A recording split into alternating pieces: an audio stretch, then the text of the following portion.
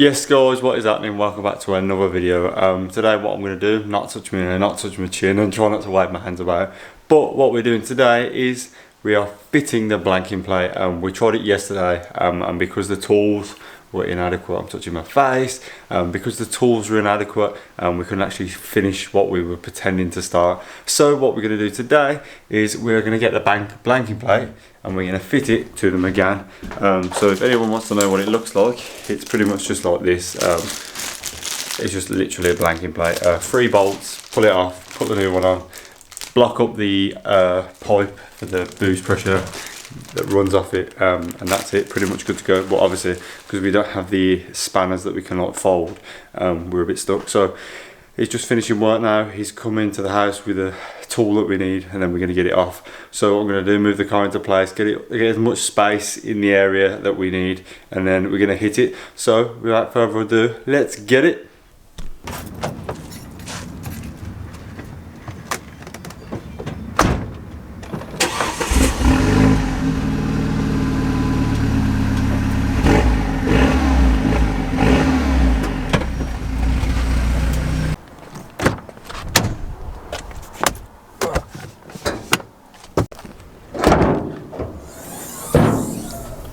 So this is where we've got to get to. We've got to get to this little plug, which is literally hidden under there. So what we're going to do first, obviously this pulls off, as you know. Just get a little yank, pull off, like pressurised. There we go, straight out, job's a good one. So what we're going to try and do is like clear out as much area as this as possible, just so we can get to the plate, which is literally just there. So I'm thinking, remove this pipe. We try and remove that other part that's on the silicone hose. Might even try and move this out of the way, so then I've got more access to it. So let's get it. Right, first clip, yellow clip, pull that, yeah, pull that, this slides off. I'm guessing that could do with like a screw on it or something. So yeah, there's a bit of teeny bit of oil there. So yeah, that's out. I'm thinking to do to make this a lot easier for myself, I'm going to undo this, and then hopefully undo the one that sits on the inlet of the turbo. Then I'm going to try and pull this out of the way, just so I've got more access down here, because that bolt doesn't look that difficult to get to. That bolt doesn't look that bad. It's just the one that's literally hiding right at the bottom under there. So yeah, that is what we've got to do. Just going to remove some bits, not too hard. Hopefully let's get it off in no time and get stuck in. So what I've done, guys, I've just loosened the Jubilee clip, which is there on that bit, and I've done exactly the same on that, and then pulled it off the actual turbo just to give me some space to play with. And then we'll get the funkier spanner in there, and then the one that's holding just under there, and hopefully we'll be able to get it out. Right then, let's get this bolt out. Cheeky 10mm.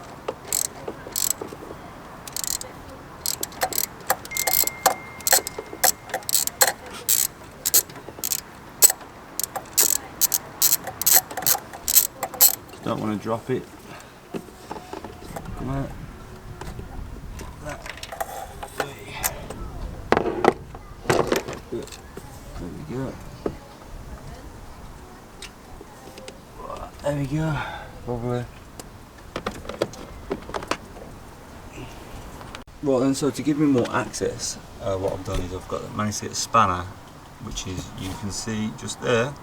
I've managed to get it underneath. I've got it on, I'm just loosening it off now. I'm going to give it a couple of nibs just so it's loose enough, and then I'm going to get onto it with my fingers.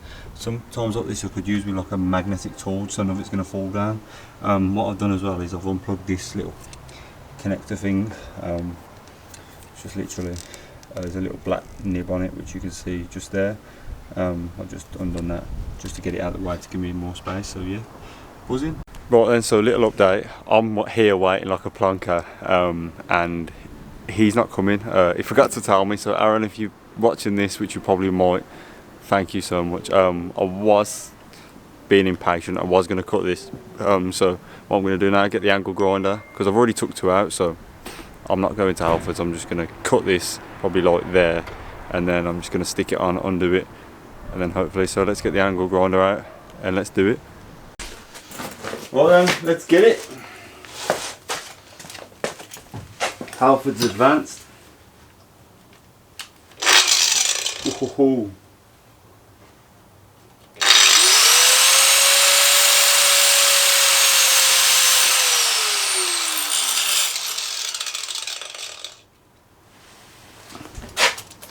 There we go. Let's go. Gotta watch it. Don't want to set anything on fire.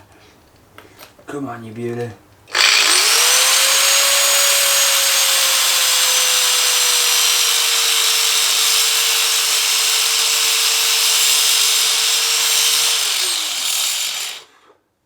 Nearly there, halfway through.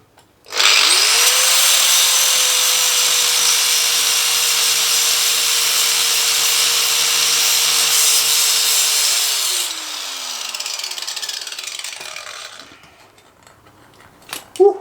Remember, it's hot. Woohoo! Too hot to touch. There we go. What we're gonna do, leave that to cool down, and then I'll get to it in a sec. Look at how tight it is. It is literally ridiculous. I've got like half a spanner in there wedged in. I'm going to try and persuade it over this way. Hopefully we get good. So yeah, let's see how we go. I'm trying to show you as best as I can because it is so tight in here. I've actually got it. It is moving. So yeah, it's coming out. Hey. So yeah, just don't want to lose the bolt. That's the last thing I want to do is lose that bolt. Come on, get this spanner off. Yeah, it's so tight. There we go, spanner out.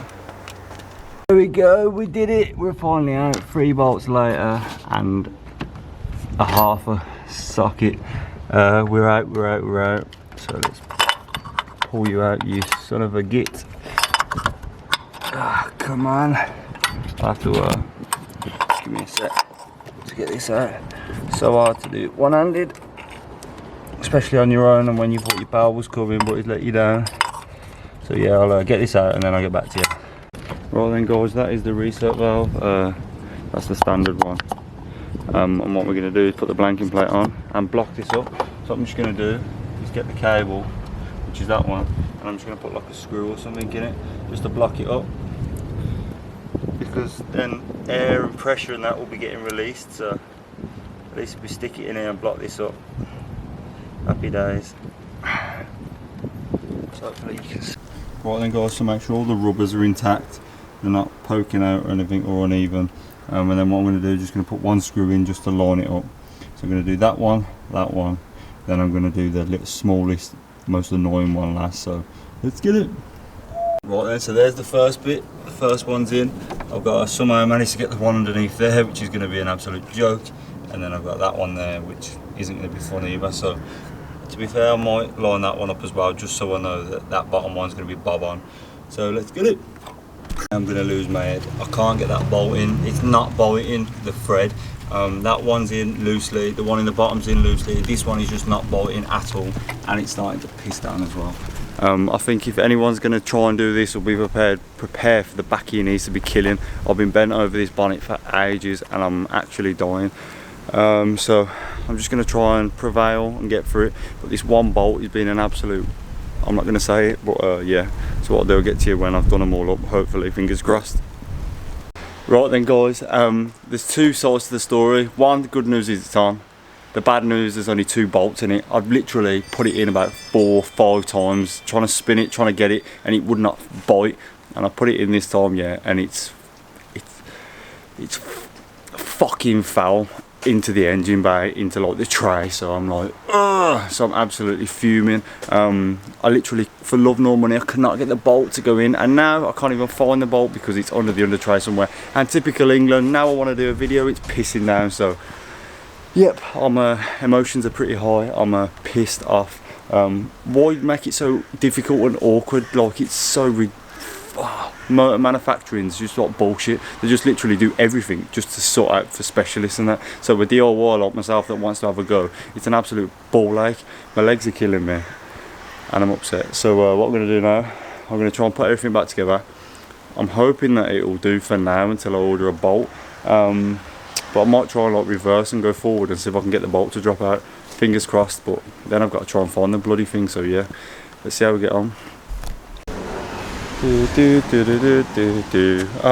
right then, we're recording. What I'm doing now is I'm going to go walk down the road and try and see if I can find this bolt. It's basically fell out, So I'm just going to walk up down the road and see if I can find anything. So let's get it.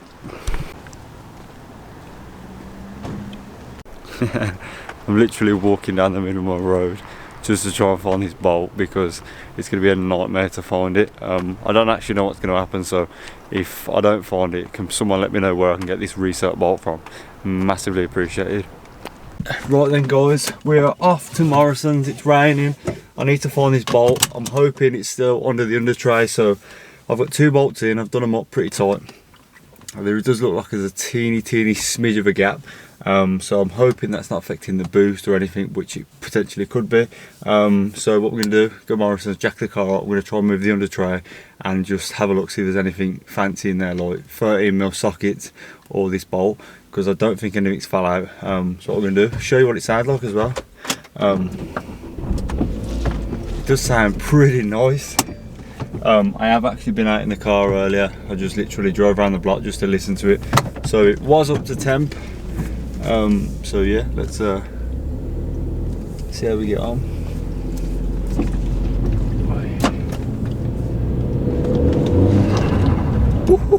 Can you hear that?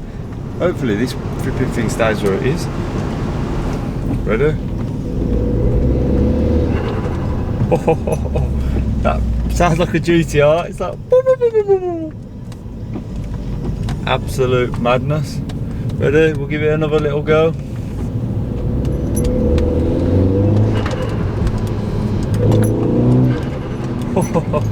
Listen to it purr. I'm loving all these new sounds, to be fair. I know it's no Z20 let, but these little reset blow off valve things, man, sound mint.